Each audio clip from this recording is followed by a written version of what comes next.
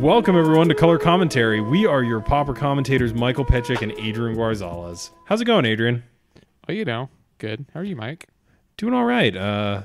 Winter's finally here. It's cold as hell. I'm in my back room, the only warm room in the house, and I'm ready to holler about the Magic cards.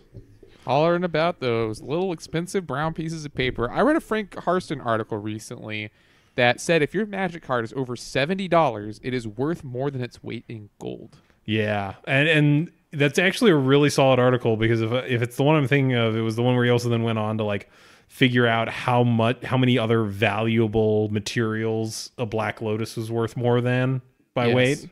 It was fun. Yeah, no, Frank always has good articles. He's a very smart man, and like he writes articles that no one was asking for, but everyone loves. Yeah. All right. Yes, you were gonna say? I was gonna say he plays Affinity. Go on. All right. We've got some upkeep stuff to take care of, so we can get right into that wonderful main show.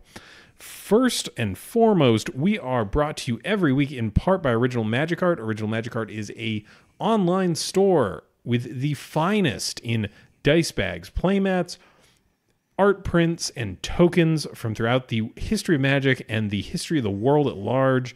They are constantly getting in shipments of new stuff. Go check them out. They're constantly working with Magic artists to bring you art that doesn't really show up on playmats, and you get all sorts of really cool exclusive things that you wouldn't see other places. But we're affiliates there, so either go to the URL originalmagicart.store/commentary, or use the affiliate code commentary in all caps as you're checking out. You'll get 10% off your order, and we get a little kickback here at the show. So you're helping support this show that you obviously enjoy since you're listening to it, and you're also getting a little bit of money off of your order of some really cool Magic accessories. Once again, that is either originalmagicart.store as your /commentary as your URL, or commentary in all caps, both spelled as they are in the name of this podcast. 10% off. Go check it out. They got some neat stuff. What do you have for us this week, Adrian? Well, I certainly don't mind telling you that we have a Patreon. For just $1 an episode, you too can hear the full show, including our pre- and post-show, and you get access to our Patreon-exclusive Discord channel, which is really sweet. All right. And finally, we are brought to you as every week in part by Hipsters of the Coast, and they have all sorts of Magic articles. You've seen Magic content hubs before. You've been on the internet. They've got all sorts of different formats and also just kind of general interest articles. They do a lot of news reporting. So if you ever have questions about something that's going on in the world of Magic, they probably have a pretty good summary of all the things you need to know. For example, the shakeup to the pro scene, they covered extensively.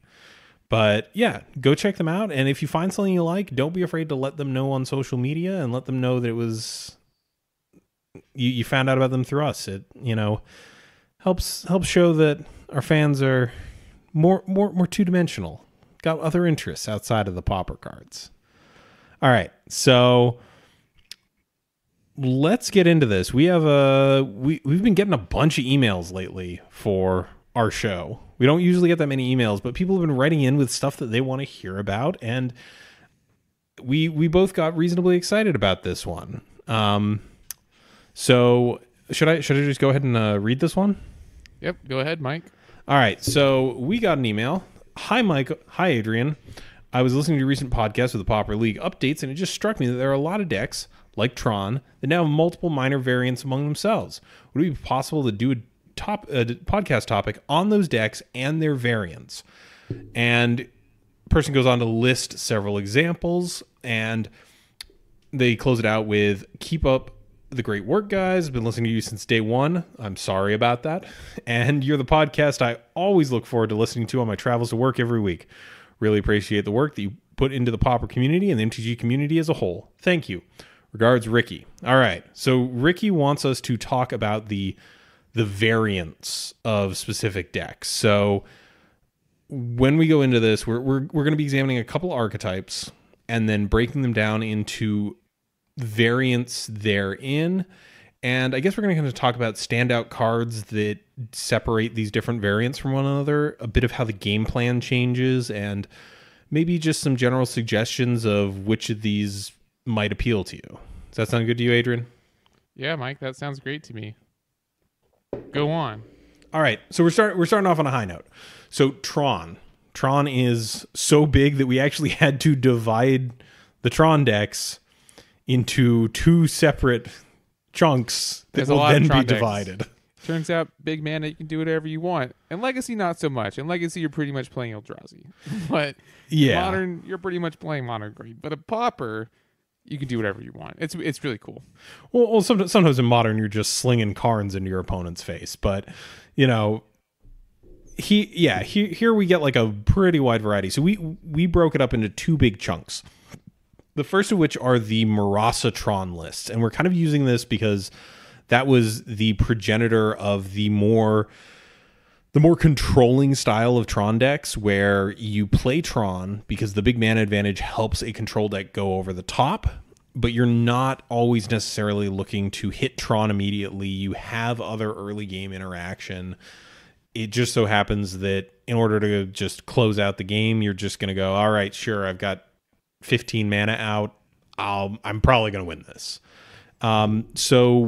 And from there, we broke it into three versions. So we have the traditional Murasatron list, which is mainly, I'd say, a blue-red deck with splashes of the other three colors. And what sort of win cons are we looking at in the more traditional Murasatron lists? Well, they typically have some kind of loop with Ghostly Flicker and Mnemonic Wall, so that they can either get Flicker Moldrifters and beat you down with them. Some of them play Dinrova Horror so that they can bounce all your stuff and make you discard. Some of them play Stonehorn Dignitary to lock the combat step out of the game. But typically, one of their hallmarks has been they went with the gigantic Rolling Thunder. So Moldrifter beats, Rolling Thunder, 4/4s. They're looking for a way to leverage their huge amounts of mana to kill their opponent. Yeah, and so when I think of the more sort of traditional versions of these lists, I generally think more of the Rolling Thunder, Moldrifter beats kind of game plan, where you're slowly playing early removal, taking care of your opponent's threats, getting in for a bit of chip damage, and then just going, all right, big fireball, everyone dies. So this is a really interesting deck that is at this point been around for a vast majority of this show's lifetime, I think. Because when did this first start showing up? This was shortly after Drake got banned, right? Yeah, before that, we really saw more of the teamer type strategies. And I think once Drake became a deck, people really saw what Tron could be, which is a dedicated control deck. So I think that's really the direction that Tron decks have gone in the past couple of years, sort of eschewing their more I'm going to slam fatties type, because I feel like before that, like Tron as a control deck was pretty much unheard of.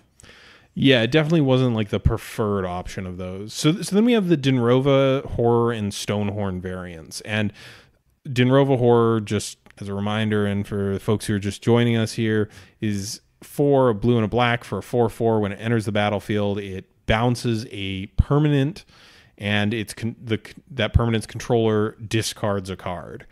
So this winds up getting put into some type of Ghostly Flicker loop so that you can have this Mnemonic Wall and a Ghostly Flicker, and for 3 mana, you can just bounce something your opponent controls to their hand and make them discard a card. And hopefully get there through that. With this Dinrova variant, this sort of cropped up very quickly after the release of Dinrova Horror. Do you think that this is at all a deck that has changed that much since Modern Masters 2017? Since that set specifically, I'm trying to remember what the downshifts were in 2017. Well, Dinrova Horror. Yeah, 2017 was when Dinrova Horror showed up. I think the lists have changed. I think that there is a much more heavy emphasis on the Ghostly Flicker portion of the deck than there was before.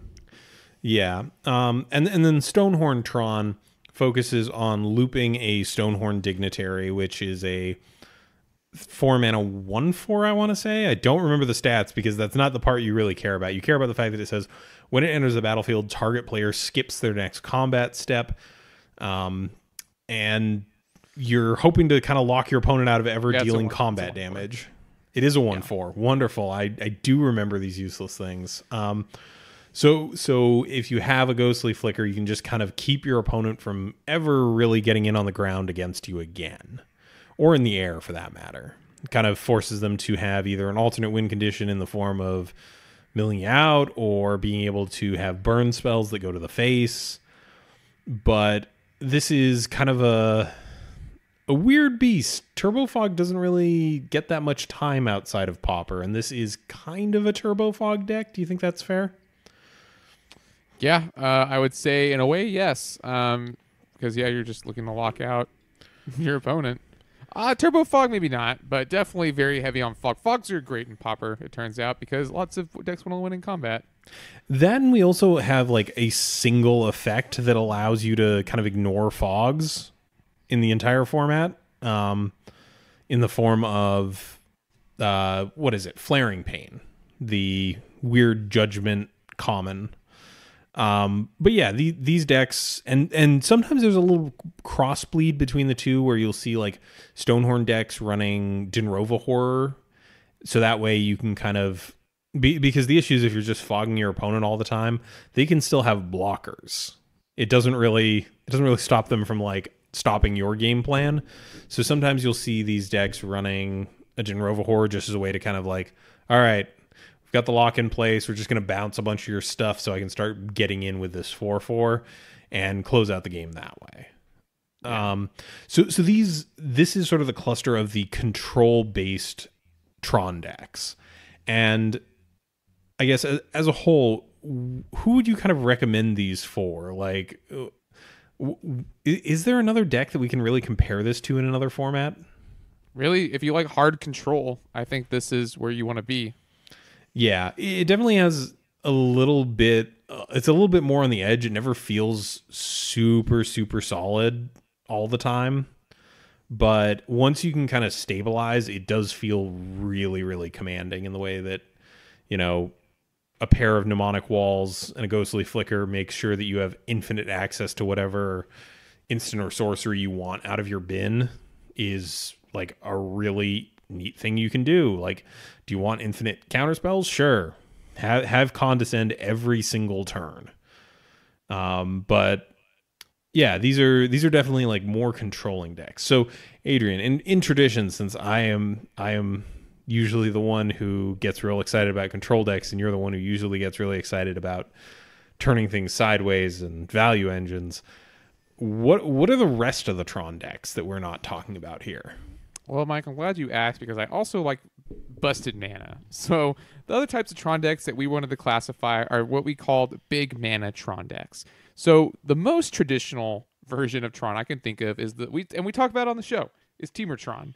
Teamertron was a deck many moons ago which ran some artifact synergies along with Finger Marauder, so it could gain a ton of life. Finger Marauder says whenever an artifact goes to the graveyard, you gain 5 life. And then Mull Drifter, which is, of course, the hallmark of bad decks across Pauper everywhere, and that because it just blasters over all the issues. And then it ran. Oh man, we just said the card, the Fireball. Rolling Thunder. Yeah, Rolling Thunder. Thank you. Or Kiervik's Torture, something to win the game. So it tried to beat you down with fatties. Also, Ulamog's Crusher, and was less of a control deck and really more of a I want to be able to cast these huge creatures deck. The other one that we wanted to talk about was Mono Green Tron, which is one that we don't really see a lot anymore, but it runs, and it got a lot better actually with Shadows over Innistrad, because it can run cards like either the Horrid Swarm or Wretched Griff. Not that all Tron decks can't, but just I think I see it more in this because it can play a card called Fierce Empath, which lets you tutor up fatties. So it relies more heavily on crop rotation and cards like that in order to assemble Tron. Maybe Entourage of Trest as an extra card draw engine. So it's really the timiest Tron deck in my opinion. Yeah, these both definitely are on kind of. It's really interesting that there's these two sort of extreme ends. There's no mid-range Tron deck, right? There's just like, all right, we're going to have either this ridiculous go over the top fatties, or we're going to play like this weird grindy control game. And yeah, the green, and there's also occasionally like you'll see like a red green version of it that's like splashing just a little bit of red for something else. Usually sideboard things to kind of shore up the matchup. And like, I know you're going to hate the words that proceed to come out of my mouth, but this deck is the closest thing, and it's a far, far cry from borrowing some tech out of like legacy lands. Because please, I know, but these are the decks where you will occasionally see like a neat crop rotation package where, like, sure, the crop rotation package is maybe I have a colony garden to instant speed get a token and blank your edict effect, or I've got a singleton Bajuka Bog in here that I can tutor up against the graveyard deck if my control Tron opponent is going off. But there's a variety of lands. This is the deck that plays crop rotation for both getting Tron online and like a small value engine. And this also has some bleed over into the mono green ramp decks that are like trying to maximize Arbor Elf in conjunction with the land enchantments that make your lands tap for more mana. But these have kind of fallen by the wayside. We recently did an episode about Temur Tron, but we did want to touch on it here just to kind of have the completeness. Who, like, outside of just like plain old Timmies, do you think that these decks are still a viable choice in Pauper today? No. I think that if you want to be leveraging big mana, you want to be playing the more controlling decks. Not that these decks aren't fun, but I think that they really lack the card suite that the other ones do. Mono Green Tron doesn't even have any removal. So I think that in that regard, you really want to be playing something that's a little bit more flexible than these older, or these big mana lists. I think you want to be leveraging your mana to be doing more powerful things than just casting into the Horde Swarm. Yeah, and even like Ulamog's Crusher, the earliest you're really getting that is like maybe turn 3 in some of these builds, and even that's a little suspect. Yeah, I think the other Tron decks have a lot more consistency and a lot more what's the word? There's a lot more play to them. Like you're not bound to like, oh well, didn't get Tron turn 3. Like, well, guess I'm out of this game. What's the term people use? Not finality, fatality. It's inevitability. Inevitability. Thank you. Yeah, cannot think of words today. Yeah, I think the other decks have a lot more inevitability and can come back a lot easier because, like you said, just more play. That's not to say Mono Green's not fun. I love Mono Green Tron. It is so much fun to play. So definitely don't let It's hard sometimes on the show because I'm trying to tell you which of these decks I think is the most competitive, but that's not to say that Mono Green Tron's not going to do well at your LGS. There's no Pauper Pro Tour, so honestly, really, it's like, do you want to play this in competitive league? Well, probably not, but it is a really, really fun deck to play, and it's probably appropriate for friendlies or for FNM. Definitely, and these are all decks where there's enough crossover between them that you can kind of have a chunk of your collection just devoted to Tron variants. And just kind of swap pieces in and out. So these are definitely all fun, and it's nice to be able to play a variety of similar yet very, very different archetypes. All right, so that takes us through Tron.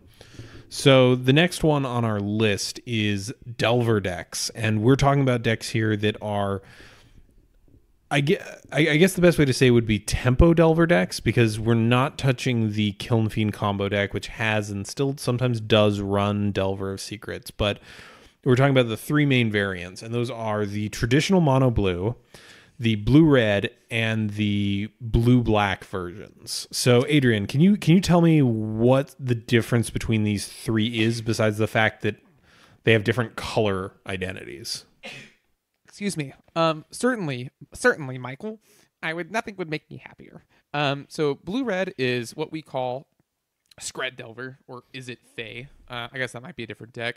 And really, what it's doing, it's not so dissimilar from mono blue, but because it still retains the powerful creature package of Delver of Secrets, plus Fairy Miscreants, Spellstarter Sprites, Ninja the Deep Hours. But instead of playing cards like Spire Golem, it instead chooses to play actual removal like Scred or Lightning Bolt, and then in its sideboard it gets access to powerful cards like Pyroblast, which I would argue is better than Hydroblast versus most decks, because blue is so dominant in Pauper. And then it also gets access to Gorilla Shaman and Swirling Sandstorm, and really it's just a bunch of really powerful red cards. So, and it only gives up maybe two, I think like 2 mountains total. So it definitely doesn't play as many islands because it also has to play fetch lands. Then we get into Blue-Black Delver, which for a really long time meant you're going to be playing like alchemy almost, like Forbidden Alchemy, like Stormbound Geist. But these days, it means something a little bit different because of the rise of the popularity of the Blue-Black 1-drop deck. So now I would expect to see a lot more Delve creatures, a lot more free spells. And I think you may have touched on this a little bit earlier, but it is more of a tempo deck because you're looking to play 1 threat and then just keep your opponent out of the game for the rest of the game. Yeah, and that's the one that when it first showed up, there was a big write-up that talked about the fact that it was modeled after Blue-Black Death Shadow and Legacy, where it's a deck trying to leverage very similar gameplay, but we obviously have worse threats, but you don't have Death Shadow. Yeah, that's the big one, really. The namesake of the deck. Also, no fetch lands, no shock lands. But other than that, snuff out, do passable job, days good, gush good. Really, all these are gush decks also, which is awesome. And I think only the blue-red deck is not a days deck. Mm-hmm. And then finally we've got the classic, right? The mono blue Delver, and which has been on the downswing, but still is there. And look, what you don't get in the other colors, you do get in Spire Golem. Spire Golem's insane. Spire Golem is an amazing card, in my opinion. Well, so why don't you tell the folks at home what it does and why this is so good? So Spire Golem is a 6-mana creature, an artifact. All right. Not so good. It's a 2/4. That's still not very good. That's flying. Okay, now we're starting to get there a little bit. And it has an ability called Affinity for Islands, which affinity means that the more of a certain type of permanent you have, the less this thing costs. So realistically, what you have in mono blue is you have a 3-mana because you have Affinity for Islands, so you have 3 off the mana cost, a 3-mana 2/4 flying, which is really good. Now, as the game goes on and you have more islands, this just gets to be free. So suddenly, late in the game, you have a free 2/4 flyer, which can block most threats in the format. And then what you can do with it is you can attack with it, ninjutsu it back to your hand with Ninja of the Deep Hours, and just immediately replay it. So it's a strong card. Yeah, I can confirm that this thing just puts in work. It's been a staple of the deck for years at this point. And I guess the big thing here for me is that really a justification in this day and age to still be playing the mono blue Delver list? Because we've even seen mono blue Delver lists just decide not to play Spire Golem at all, and instead like going a little bit lower to the ground.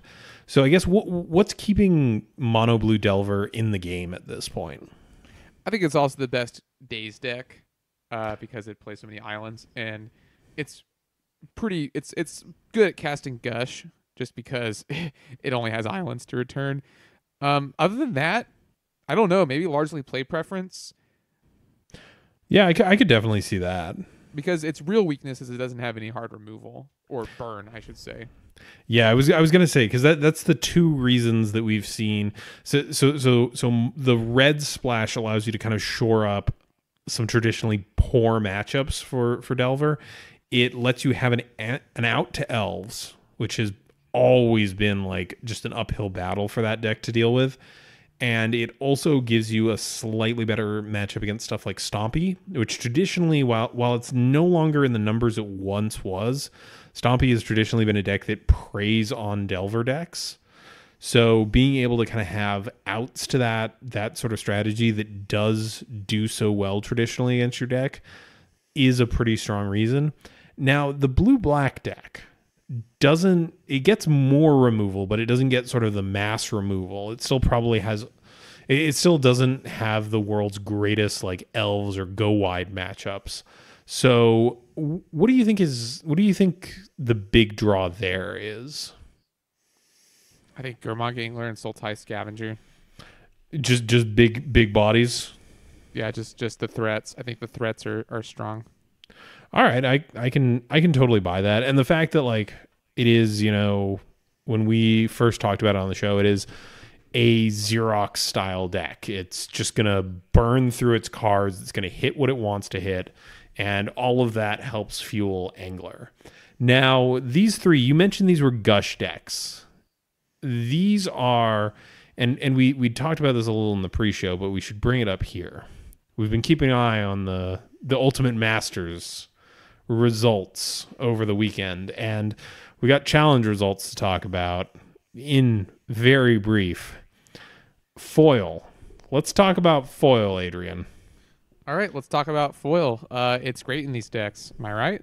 Yes, it is. So it showed up in several blue-black lists, and I've definitely seen something that is almost at this point mutated into an instant meme, in that it is kind of like a dark ritual in this deck.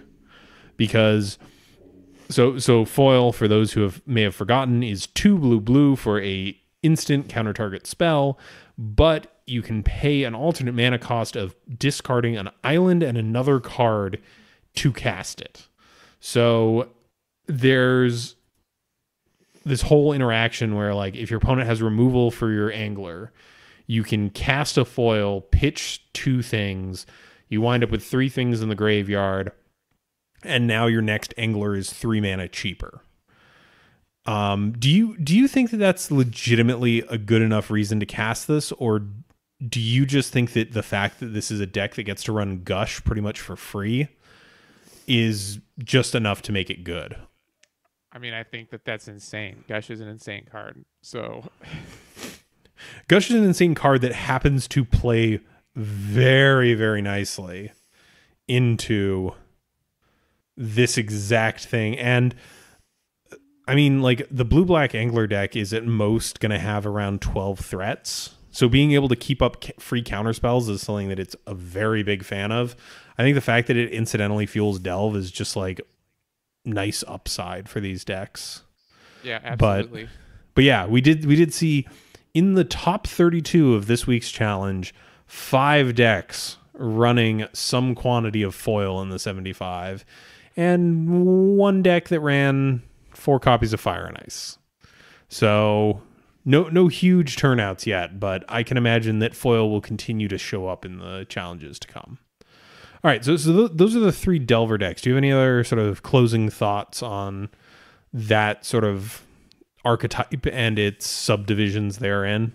I think they're the most powerful archetypes in the format. All right, you heard it here, folks. If you can cast Gush, you're just in good. All right, we're going to take a slight little detour here, about the halfway mark of the show. It's time for the combat step. This is where we both have a question sitting here, and we're going to pose it to the other one. The other one's going to pick between one of 2 things. And I guess I'm going first because mine's right here. Adrian, trample or flying? That's a great question. I assume we mean in the context of Magic the Gathering, or do we mean the superpower I would give myself? Magic the Gathering. It doesn't matter. Both times the answer is flying. Trample is good, but your creature can still be blocked. And Death Touch interacts weird with it. Flying, your creature will almost always get in unless your opponent also has flying creatures, in which case you should have Electricity. All right. I see where you're coming from. And also, really, flying for your superpower? What trample? Like, am I don't know. Hulk? Or the Juggernaut, I guess? Like, no. Storm is a way cooler character. You're just saying True.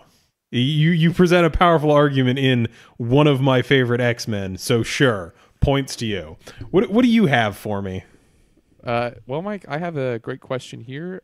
Would you prefer, on a given sunny day, to listen to groove metal or new metal, bearing in mind that if we're not for groove metal, new metal would not exist? So for folks at home, because surprisingly people do listen to this show because of the Pauper, would you new metal? I think we all understand is the Limp Bizkits and Linkin Parks of the world. Whoa!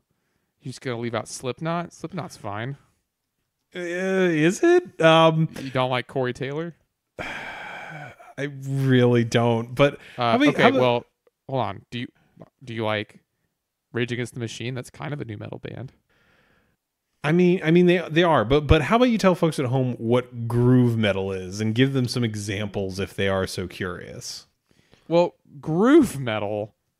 I'm gonna have to look up the Wikipedia definition of this, or also known as post thrash. I was not aware of that. At its core, groove metal takes the intensity and sonic qualities of thrash, good, and plays it at mid-tempo, with most bands making only occasional forays into fast tempo. Examples include Pantera, Ex-Hoarder, who I've never heard of, and Machine Head. All right. So Cowboys from Hell being the groundbreaking album for the genre. Gotcha. So slightly down tempo thrash is what we're getting at. Yeah. Which why all would right. you do that? Here's the thing. I think that in this case, it comes down to two things for me. Do I dislike the musical stylings of Limp Bizkit more or less than I dislike, oh God, what is that guy's name? The Phil Anselmo?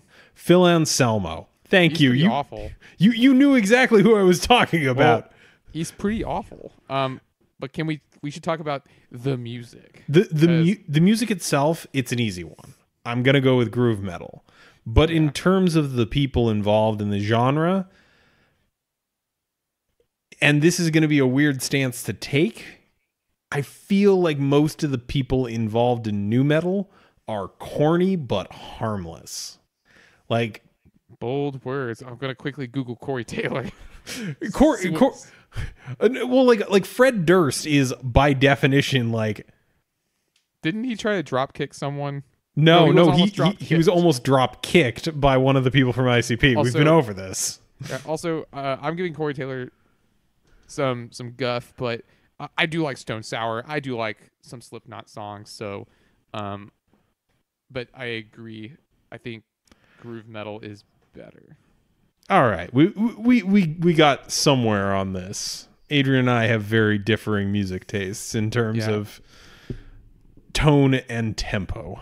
All right, we can get back into breaking down some of these deck variants, and the next one, we didn't even plan this, but it goes to you, my good friend, because this is your wheelhouse. Why don't you tell us about this next section? Next, we're going to talk about boros. Boros is a color combination of red and white. And there's a couple different archetypes. There's Boros Monarch, which has sort of reigned supreme, if you will, for quite a while. It's like a white control deck that plays red spells, and it's characterized by its incredible amount of burn and its dirtily artifact package. So you'll play an artifact, you'll draw a card, you'll play something that bounces the artifact back to your hand, you'll play the artifact, you'll draw a card, and then it takes its namesake from Palace Sentinels, which means you're the Monarch. And Monarch, as we know, is a really important strategy in Pauper. Mike and I have talked on the show before. It's a pillar of the format. It's insane. It's incredibly busted. And if your opponent can't answer it, you're probably just going to crush them. Yeah, it's probably one of... I think it is the singular most powerful mechanic that we have access to in the format as a whole. Yeah, I would agree with that. So it's kind of interesting because I do think Gush is the single most powerful card, but I would say that being the Monarch is the single most powerful. It's the most powerful thing you can do, like in an ongoing state. Yeah, as opposed to just drawing 2 cards once. After that, we have Boros Tokens, which is really, in my opinion, where the deck started to get good. If we go even further back, you'll probably hear references to Jeskai Kitty or something like that, which was this horrible deck from forever ago that was so dirtily. Mike and I would just... Mike and I made it like a meme. Like it was not good. Was that when the show first came out? Was that deck still around? Yeah, it was. Like Jeskai Skyfisher decks were like a thing. It got to the point where when I played against that deck, I was like, oh, free win. Like, I was like, there's just no way this person's going to beat me. So the big thing always was that it had the artifact package, but it never really delved into like the burn side of things. Right. And instead like was very... They played Mole Drifters. Yeah. And so many tapped lands.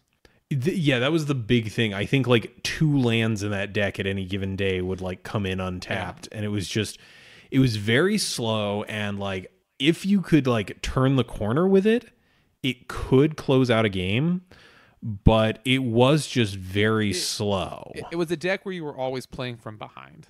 And like it also played weird things, like you'd play like Perilous Research because you were playing Ichor Wellsprings because they went well with like your Kuldotha Skyfishers and Kuldotha Rebirth. And so then the deck evolved into boros tokens, where Kuldotha Rebirth, Ichor Wellspring, Core Skyfisher, all that was kept. And what it did is it started playing Glinthawk, which I don't think the original version of that deck. It might have played Glinthawk. I think you played some quantity of it in a lot of the lists. But like Mike said, it switched to being a burn deck. And mind you, this was before Rally the Peasants was a card. So yeah, it got a lot better, and also started playing cards like Battle Screech, and just in general it got better. It was my second deck. I've only really played 2 decks in the format: Affinity and Boros. I played a lot of tokens. I played a lot of Monarch. That's really the style of deck I like to play. And now there's the newest version, which is like the Weenies, Bully, Graveyard version, whatever you want to call it, where it looks to exploit. It harkens back a lot to the tokens build, but instead plays Seeker of the Way, and you're looking to dump stuff into your graveyard for value, so you can play Faithless Looting. You can play Faithless Looting. You can play Cathartic Reunion. And I believe it also does play some Monarch cards.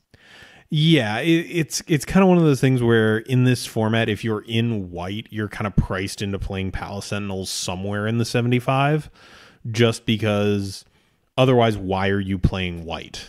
White is, I feel pretty confident in saying, the least powerful color on Pauper on its own, but does get you access to some really, really powerful effects. I think like Palace Sentinels is one of the best cards in this format, and it also gets you some killer sideboard options.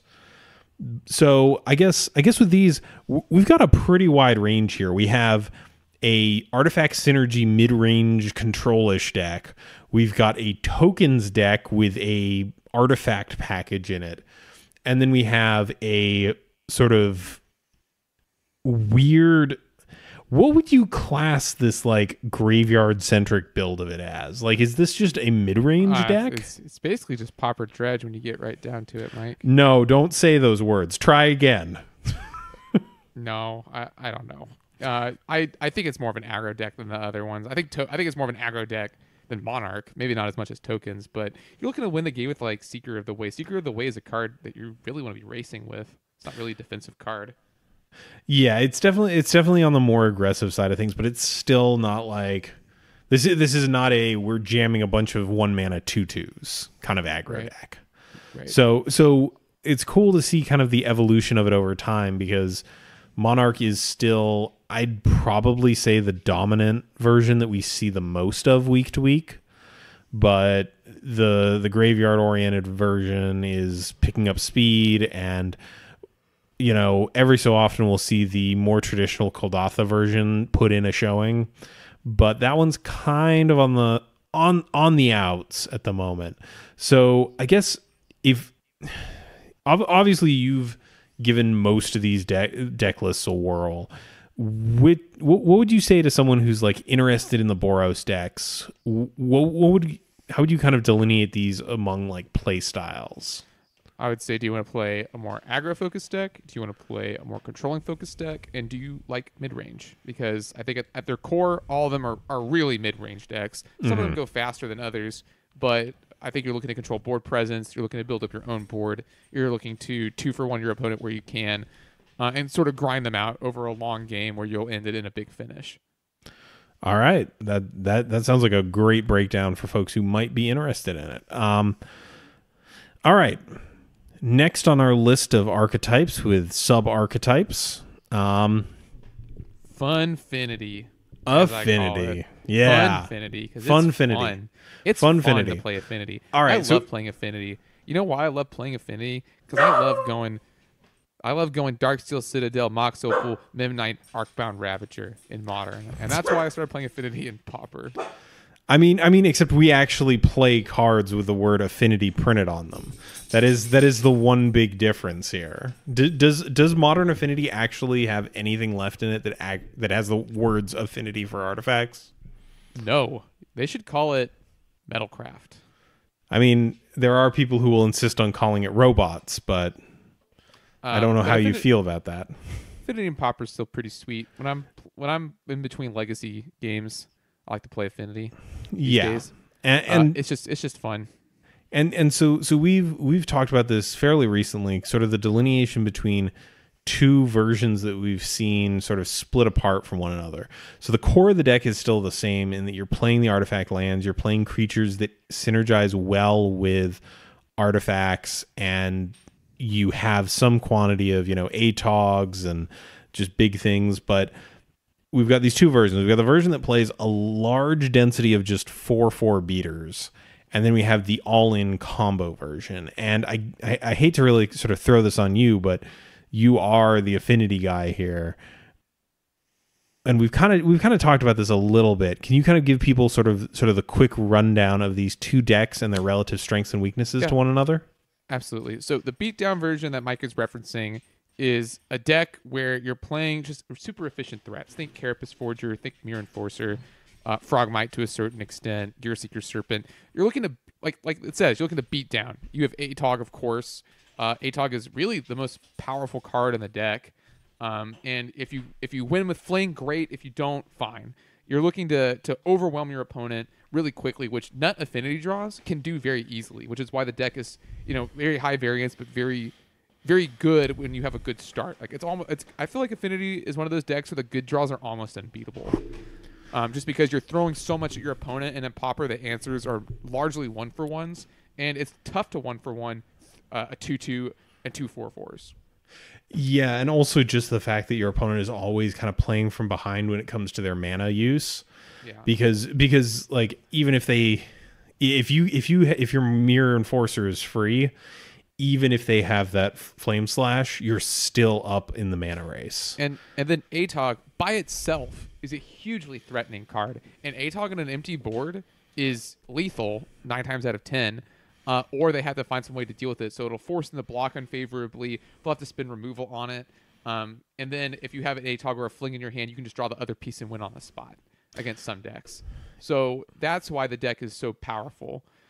Which leads me to... Yeah, I was going to say, since you brought that up, that kind of segues us nicely into the other variant that we're seeing emerge in recent weeks. Right, which is, we're calling it the all-in combo.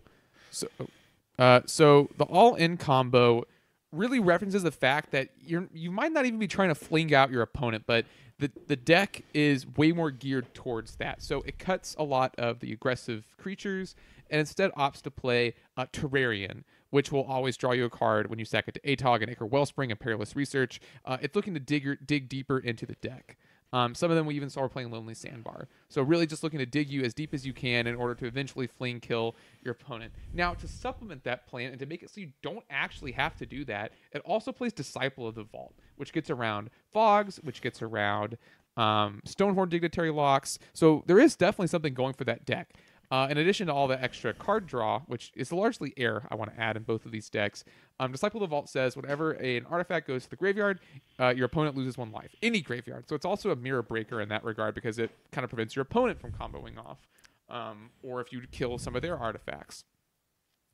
So that's really the big difference. One of them is trying to beat down, and ATOG is certainly always live to combo kill.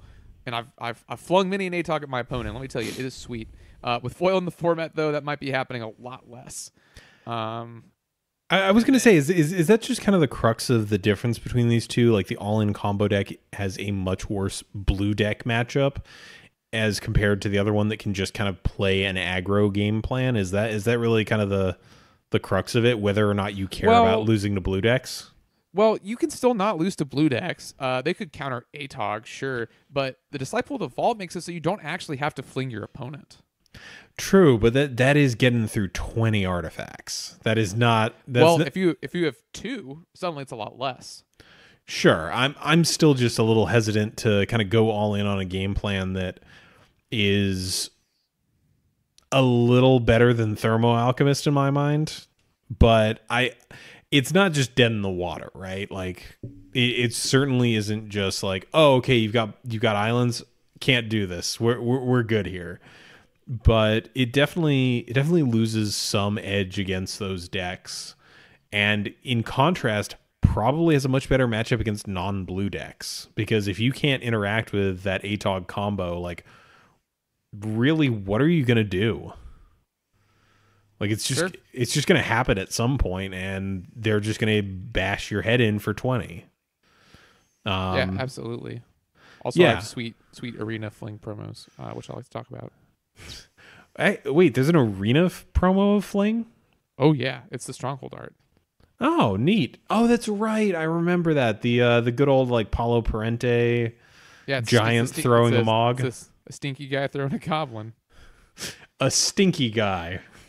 Well, maybe Paulo Parente should have made the squiggles more obvious what they were. All right, I'm sorry. I have to like sidetrack for a moment here because I don't remember the art as well as I think I do. And all right, Fling. No, I don't want this new one. I want this old one. Oh no, he does kind of look like a stinky man. He is kind of a stink boy. Okay. Moving on. Affinity. So these two versions are pretty similar in terms of their deck list. It's only really minor tweaks.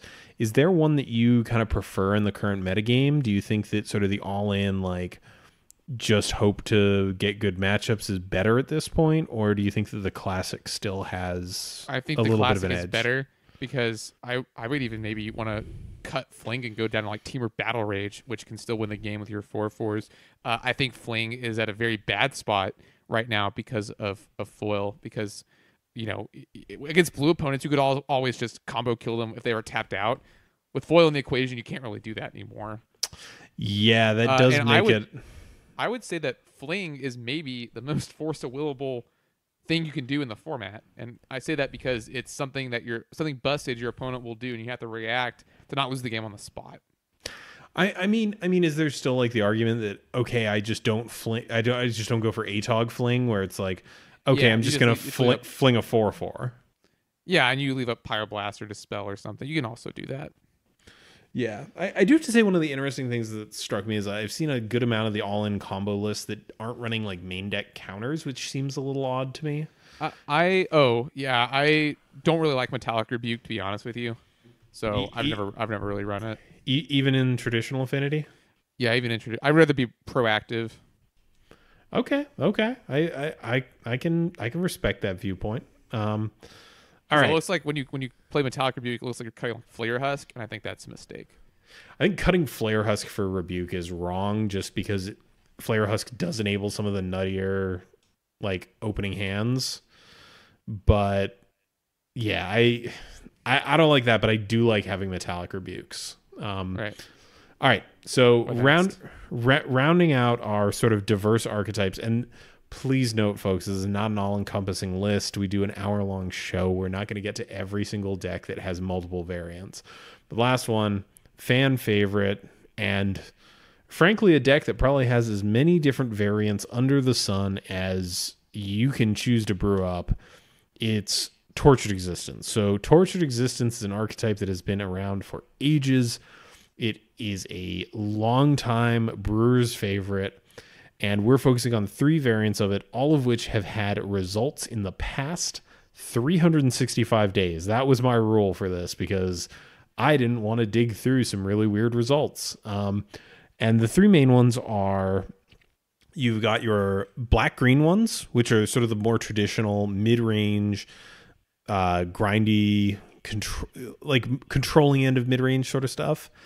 Then you have the black-red lists, which are a little bit more aggressive and tend to favor actually finishing the game in a reasonable amount of time instead of just sort of dirtling around waiting for, your opponent to run out of ways to answer, gaining 2 life a turn. And these decks, they still have some quantity of green cards in them sometimes. There's even a list I'm looking at here that is the full Jund. But the other main one is the Abzan list that gets to splash Oromancer, which is a 3-mana 2/2 that when it enters the battlefield you get an enchantment back from your graveyard. It's sort of a way to hedge around actually being able to resolve a Tortured Existence.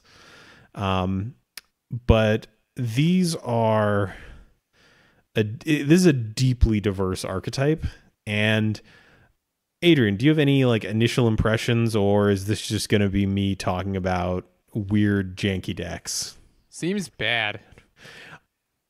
Honestly, a lot of these decks are bad. Roasted. I do think though that like Tortured Existence has a place not in the online metagame.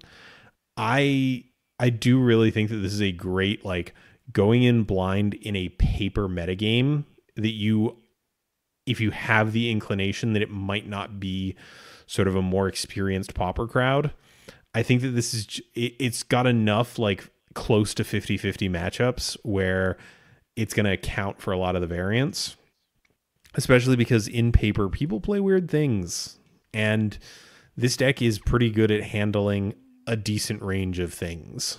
I also think it's a lot better in paper for what it's worth. That is true. You also have the entire factor of, hey, it doesn't take, lightning reflexes to be able to sort of churn through these things. So I think the big difference is in terms of your draw suite. In the decks featuring green, you get to run stuff like Commune with the Gods as a way to find both Tortured Existence and... Wait, Commune with the Gods hits enchantments, right? That is the one I'm thinking of. Yeah, okay. So Commune with the Gods lets you hit either creatures or enchantments, and the red decks tend to kind of go for looting effects in the form of Faithless Looting and Tormenting Voice, because they let you chuck stuff into your bin that you're just going to get back later, and they also let you draw so that you can have, say... Golgari Brownscale in the bin. Even though you can never cast it, it still just lets you kind of churn through the library. You can dredge a Stinkweed Imp to, flip over a good chunk of stuff so that you can see more options for your Tortured Existence. So sort of two different angles of attack on these. The red-black one's a little bit more aggressive, a little bit more focused on filling up the bin, where the black-green variants tend to be a little bit more mid-range. I'm going to do a little bit of self-milling. I'm going to kind of look for specific answers here. But this is definitely like the lowest of the decks we're talking about in terms of competitive results. In fact, the last result I have listed here is 6 months ago to the day of recording, the 10th. So it's been a minute. You got any thoughts on Tortured Existence outside of the bad and probably better in paper? Mike, not really. It seems like a good deck if you know what you're doing. It's very customizable, which I know will appeal to people. So if that floats your boat, if you like Golgari, I think it is the most Golgari deck in the format. And I don't just mean because it's black-green. I mean, the flavor is there. Oh, it's it's a very Golgari deck. So if you identify strongly with that guild, knock yourself out. I think it's a fine deck, a fine choice in paper. I don't think it's super competitive, but if you're a specialist, then you'll probably do fine. All right, cool. So on our way out here, since I hope folks enjoyed today us going through some of these deck variants and sort of talking through the weird sort of minutia that separates some of these lists, and hopefully folks found this entertaining. But I do want to point out right before we sort of wind things down here, our Ravnica Allegiance comes out in like a month. I don't know if you realize that, right? When are spoilers? I don't know, but like it's a January release. And are we getting a spoiler? I have no idea. Wizards, wouldn't that be nice? Gavin, Blake, please.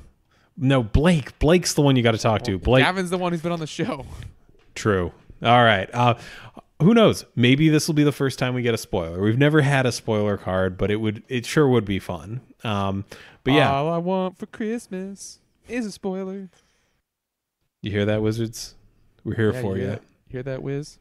You just got to give us a lowly common. We don't care how bad it is, within reason. It better be good. All right. All right. You want me to take us out? Yeah, go for it. It's that time of the evening. On a date? Oh, out of the show. Out of the show. Well, thanks everyone for joining us today. This podcast is part of our patrons, including our newest patron, Fecatello. I'm sorry if I'm mispronouncing that. Please consider supporting us just like them if you like the show. Check below this video or description of this podcast for details on where to find us.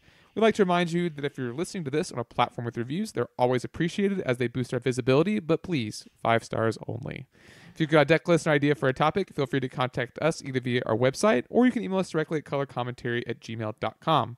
Special thanks to my LGS Pat's Games, Mike's LGS JP Comics, and of course L. He does our theme song Quantitative and other great tracks. You can find them at soundcloud.net/ELLELLELL. Till next week, this is Adrian and Mike, and we are signing off for Color Commentary.